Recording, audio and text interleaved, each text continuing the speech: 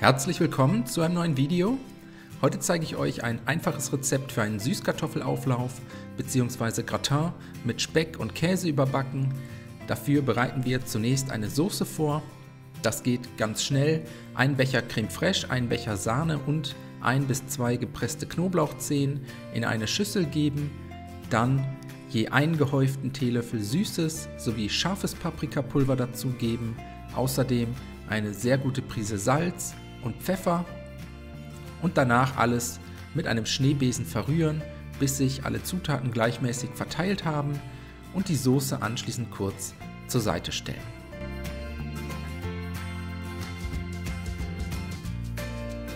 Weiter geht's mit den Süßkartoffeln. Ich habe hier insgesamt 2 Kilogramm. Erstmal mit einem Sparschäler abschälen. Nebenbei schäle ich für meine beste Küchenhilfe noch schnell eine Möhre, damit Cooper auch was zu tun hat. Die Süßkartoffeln danach mit einem Messer oder einem Hobel in ungefähr gleich große Scheiben schneiden. Die Scheiben dabei relativ dünn schneiden und anschließend aufrecht und locker nebeneinander in eine passende Auflaufform stellen. Danach kommt die vorbereitete Soße dazu, gleichmäßig verteilt über die Süßkartoffelscheiben gießen. Und wenn das erledigt ist, kommt noch geriebener Käse obendrauf. Ich habe insgesamt 200 Gramm geriebenen Gouda verwendet. Wie immer könnt ihr aber auch jede andere Käsesorte verwenden. Außerdem gebe ich noch 100 Gramm Speck bzw. Baconwürfel oben drüber. Alles ein bisschen vermengen und hier und da zwischen die Süßkartoffelscheiben drücken.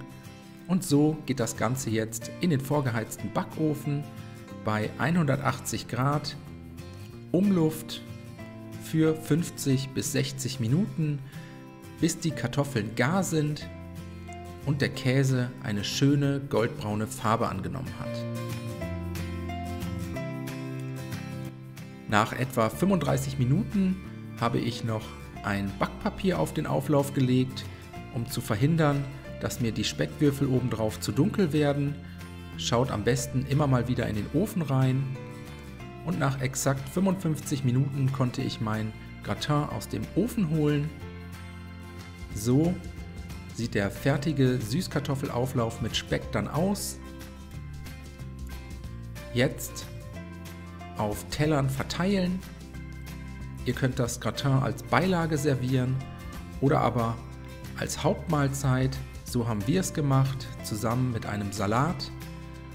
Und danach wünsche ich euch einen guten Appetit. Ich hoffe, euch hat das Video gefallen. Viel Spaß beim Nachkochen. Bis zum nächsten Mal.